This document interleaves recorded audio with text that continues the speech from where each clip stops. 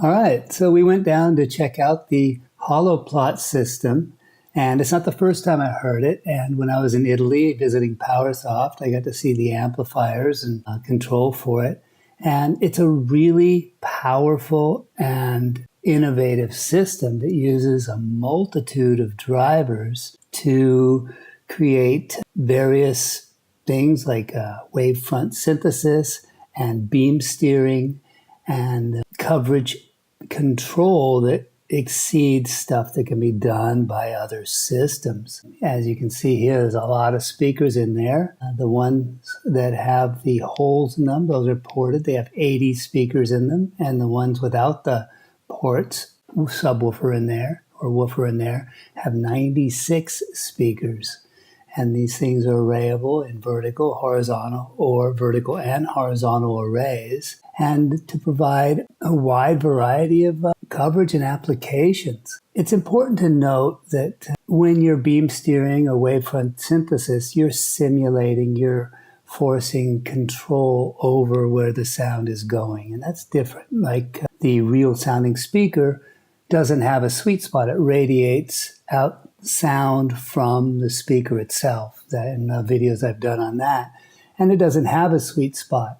Whereas something like this will have a sweet spot or sweet area that it's propagating towards. Now they can control each driver separately as individually attached to its own power amp and processor that controls its time delay, volume, and phase, and EQ. And by doing that, it can really do some fun stuff. And now the demo I did do with my cell phone, so the audio is not great. These things are not inexpensive. They're approximately $36,000 and $38,000 a piece, depending if you get the woofer in there or it's all the low and high components. And they are not light either. I believe they're 200 and something pounds. And the exploded view, you can see that there's 18, I believe they're 5-inch woofers, and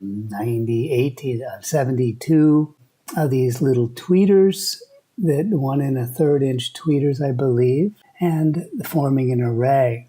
The closer together these are, and the more of these speakers, the more of the Holoplot speakers you have, the more control you have over its capabilities. The more you can beam steer, or the farther you can shoot, or the more realistic of a wavefront synthesis that you can create down to a lower frequency. And this can do multiple beam steers within a single enclosure or within an array of enclosures.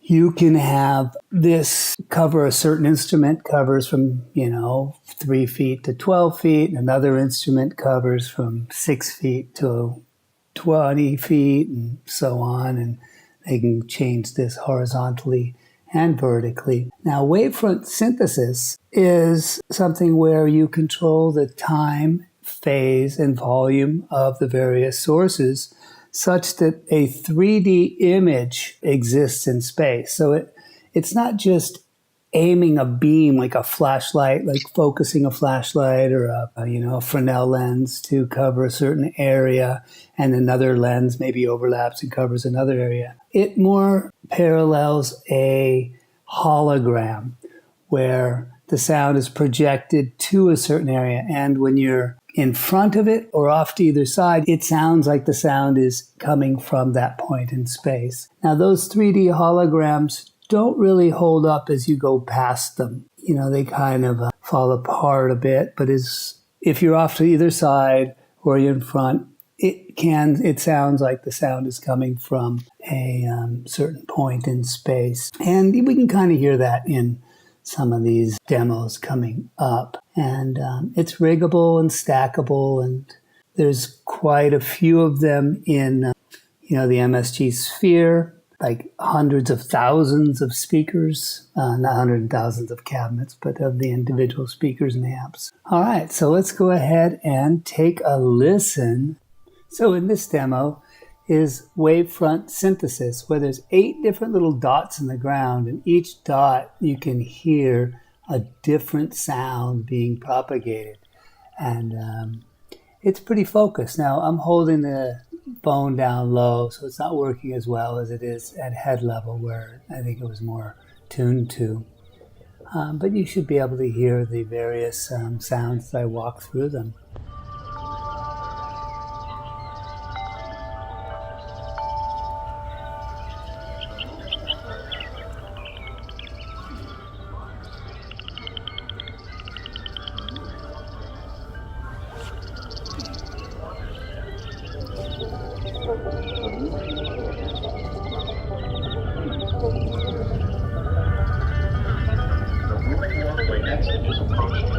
Please watch your step.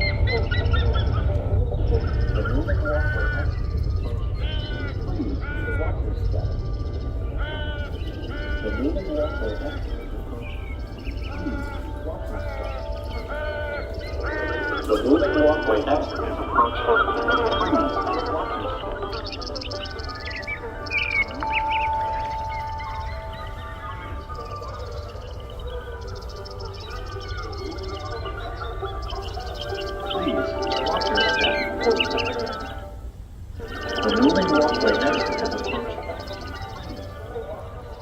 This next demo is diffuse versus direct, and the dispersion of the signal is being changed from diffuse, which means it's kind of covering a very wide area, to direct, where it's being beam steered to cover a very narrow area. We can hear the difference in clarity and lack of room reverberation and such as it goes to the direct signal. Rings in your head, you have feet in your shoes.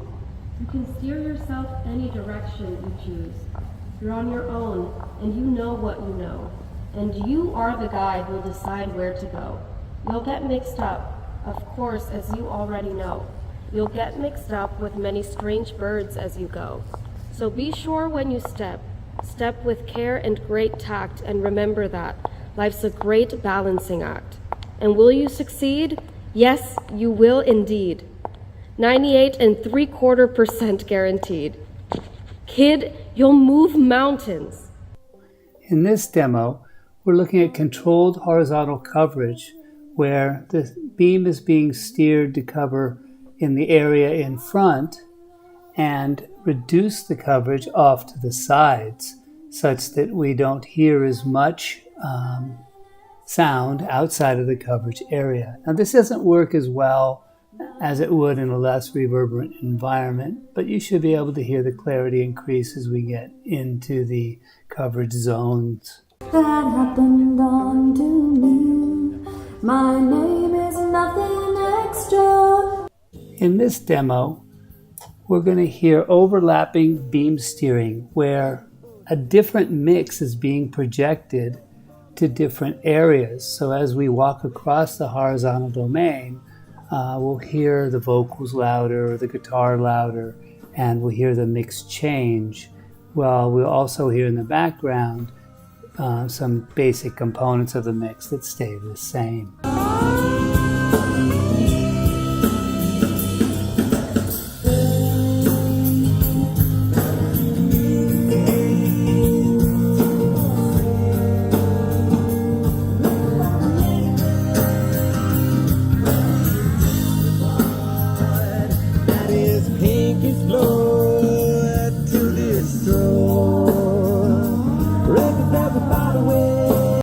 Now we're going to listen to separated beam steering, where one signal is sent to a certain area and a different signal is sent to another area, and they are not overlapping as they were in the last video.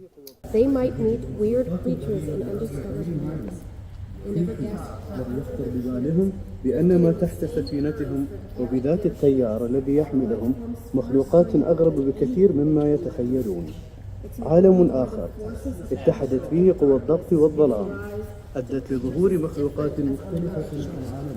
Their whole existence is shaped by the great ocean currents, which sweep them endlessly around the biggest living space in the solar system. The human mind has always had a fascination. 大大的神灵，里面住着许许多多的动物。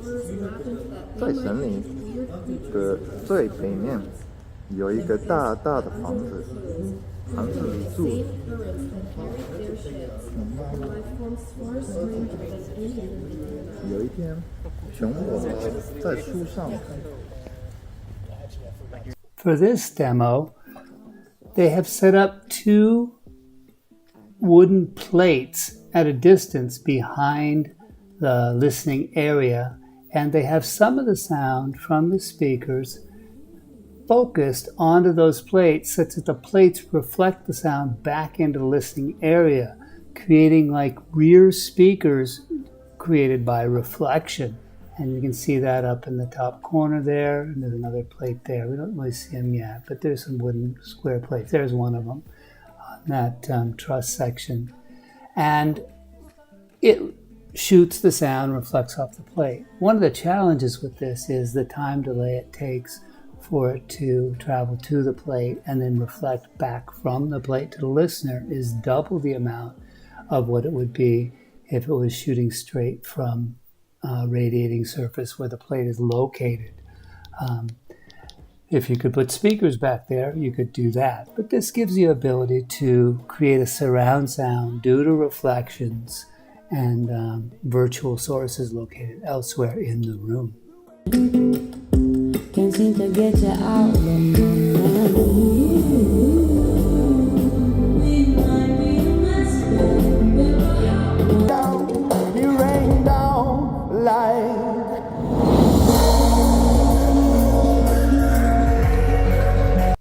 For this final demo, this is straight music used as like a PA system, a conventional system, and we're listening to it at a higher level and full range to give an idea of what it could do being used as a conventional sound system.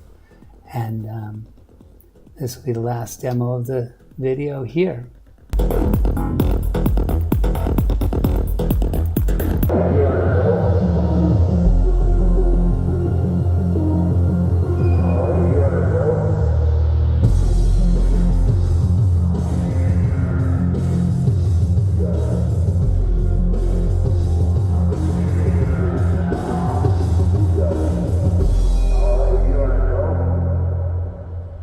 Well, I hope you found this interesting. This is a very advanced technology, and AVB is how the signal is sent. I'm told the latency is around 5 milliseconds to process the signal. Each speaker processes its own signal because sending all those processed signals would be overly cumbersome. And the capabilities are quite interesting. If there is a budget and a use to achieve something that is unique, yeah, it's pretty cool stuff. And I don't see this as a replacement, but it is something that adds a unique dynamic, a deployable system that has capabilities beyond what normal systems do. And like with anything in audio, when you electronically guide and steer things, you gain a lot of control, but you also make concessions. Having something mechanically perfectly positioned, as the people that push for point sources and line arrays that are not electronically steered well understand, is an optimum way of doing it. And when you electronically force it, you need a very high resolution, lots of drivers, and there's an efficiency cost. And the fidelity is diminished unless there is an infinite resolution, which would occur if it was mechanically fluid. If you have, let's say, a bunch of drivers all attached to the same horn, very perfectly time and phase aligned, coming out of that horn is going to give you a different sound than if you have a bunch of drivers flat mounted, each time and phase aligned to simulate coming out of that horn. We see that in subwoofer setups, and one good way to look at that is check out the difference between a delayed arc subwoofer array and an actual arc subwoofer array, and the differences in the way that they cover and sound.